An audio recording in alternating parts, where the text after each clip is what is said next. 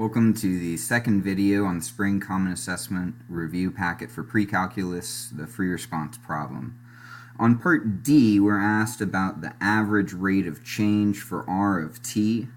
So we need to remember what the AROC is to begin this problem. Well, the average rate of change, we're talking about a slope, specifically the slope of the secant line connecting these two endpoints of my segment. So I'm talking about a slope. That's always going to be a change in y over a change in x, which in the context of this problem, I'm talking about the function r of t. So I'm looking for r of the end value. That's going to be the y value, r of 4, and I want to take away r of 3 from that. Now in the denominator we have the change in x. Well, that's really in this problem going to be a change in t. We're going from 3 to 4, so 4 minus 3 is what we get down there. Fortunately for us, one of these values, r of 3, we actually already have from up before. We know that r of 3 is going to be equal to 8 from up above. We still need to find out what r of 4 is. Well, down in the denominator, 4 minus 3, that's just going to be a 1. We want to figure out what r of 4 is, so let's come over on the side here and say r of 4. Well, what is that? Remembering back up at the top of our problem, what r of t was equal to, we have negative 4 cosine of pi times 4 over 3 plus 4. Okay, so what we really need to figure out is what this cosine of pi times 4 divided by 3 is. In other words, 4/3 of pi. Well, if we have 0 pi, 4/3 of pi is going to be in the third quadrant down here, and it's going to be an additional third of pi down from our pi. In other words, the angle here we're looking at is a 60-degree reference angle. A pi by 3 reference angle is 60 degrees.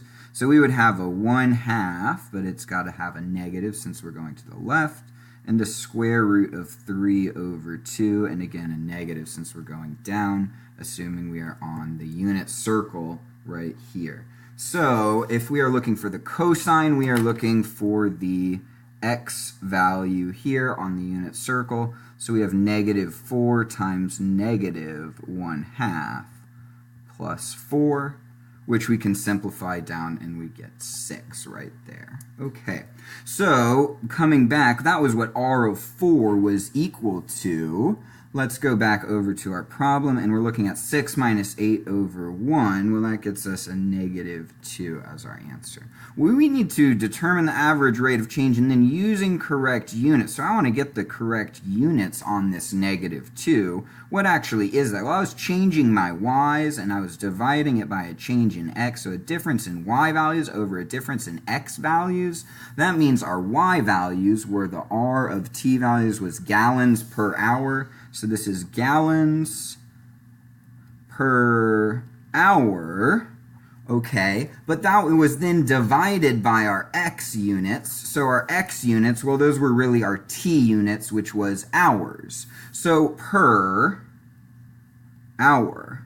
And yes, I know that might sound a little bit strange to say out loud. It is negative 2 gallons per hour, but that is indeed the correct answer right here. It's always going to be, when we find an average rate of change, the units of the y per units of the x. And in our case, units of the y were gallons per hour, and units of the x were hours. So that is the units that we are looking for. Let's get our sentence so that we can earn our second point on this problem. And that's going to go something like this. And it starts with from a certain time value to a different time value. We were talking about between 3 and 4, so t equals 3 to t equals 4 hours, since the pump was turned on. If I just say the word hours, I'll get the credit though. The rate that oil was pumped into the tank, and I know that I need to take these words directly from what I have up here in the very top. I'm talking about the rate that oil was pumped into a tank. That's what R of T was, okay? So from time 3 to 4 hours, the rate that the oil was pumped into the tank, well, what happened to it here? Well, we had a -2. So a negative tells me that it decreased. All right. And at a rate of, well, it says -2, but I already told you it decreased, so I'm just going to say it decreased at a rate of 2 gallons per hour per hour. Okay. Fantastic. So let's talk about points on this problem. The first point would have come from, did you get the -2 correct? Just the numerical value right there. The second point, you need to say the following things in the sentence. You got to mention the starting time and the ending time and the units on that, the hours. You don't have to say since the pump was turned on, but you need to mention hours. The rate that the oil was pumped, you must mention that. You got to say the word decreased, and you've got to give me the correct units on this. If you have all 4 of those things, then you are getting that second check mark for a total of 2 points. Okay, fantastic. Let's go on to the back then, and we have part E, which is talking about this separate pump on the bottom of the tank that is removing oil. So a quick sketch of what is going on here. We have a tank, and it's got some oil in it, and we have this function R of T, which was how quickly I'm pumping oil going in to the tank, all right? And that was in terms of gallons per minute, all right? That's my in function. Now they're giving me this different thing that's pumping oil out. So I have an out function, and it's going to like a HVAC system, okay, which is just it's burning it, so it's on fire, I guess, okay, but that is going at a constant rate of 2 gallons per hour.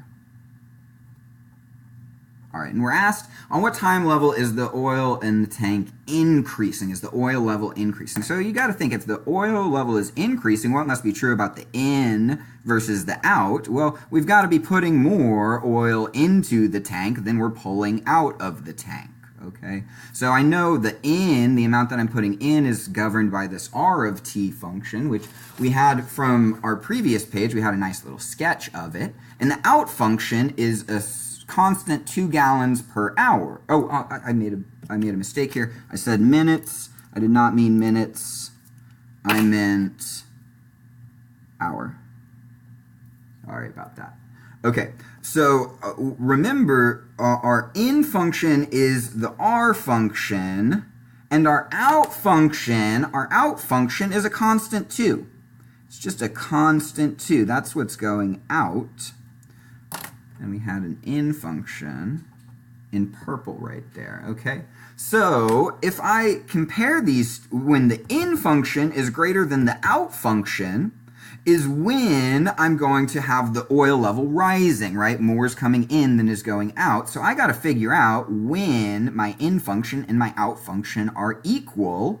And then I'm going to say, well, it's going to be the time in between those two time periods. One of them is going to be to the left of 3, one will be to the right of 3. Well, let's find those times then. I need to figure out when those two times are. Okay, so we're going to have, then let me just capture what all I said. The oil level is increasing.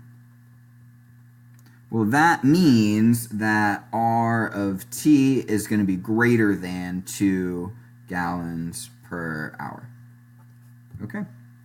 So we need to figure out when R of T is greater than 2 gallons per hour. Well, we're going to find when R of T is equal to 2 gallons per hour. So let's go ahead and then plug in for R of T. It was -4 cosine of pi times T over 3 plus 4, and that's going to be equal to 2. So let's do a little bit of algebra. If we subtract the 4, we have -4 cosine pi times t over 3 equals -2. Divide by -4, we have cosine of pi times t over 3 is equal to, well, -2 over -4 is 1/2 right there. All right, so now I got to figure out what the t value is going to be to make this a true statement. And yuck, there's some stuff multiplying that t. Well, don't get intimidated. Let's go back to our unit circle and draw some triangles. I know if I've got a cosine value of 1/2, that means my x is positive. I'm going to be drawing triangles in quadrants 1 and 4, and an x value of 1/2 would look a little something like this, or like this, okay? And my x value is 1/2. Well, then I'm thinking about a 60-degree reference angle, or a -60-degree angle right here. So I'm talking about an angle theta.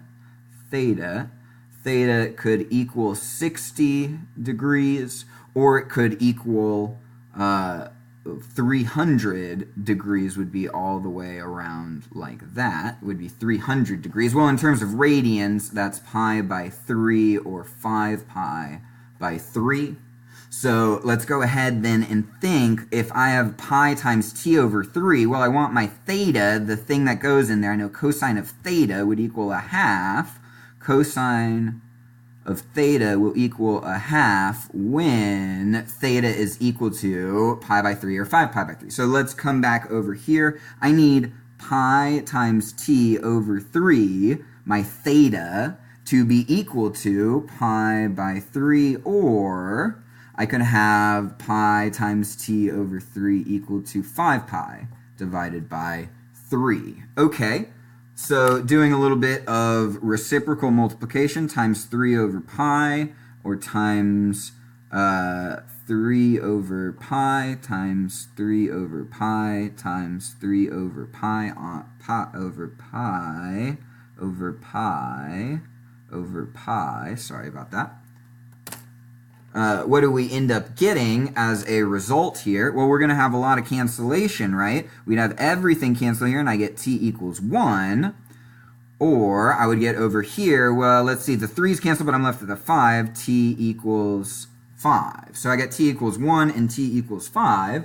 And the picture that we had from before, remember, that means we're looking at, right here would be a time 1, and right here would be a time 5, where we're having those intersection points. Okay, so our answer then is going to be that the oil level is increasing when we have, or I should say on, 1 to 5, an interval notation like that.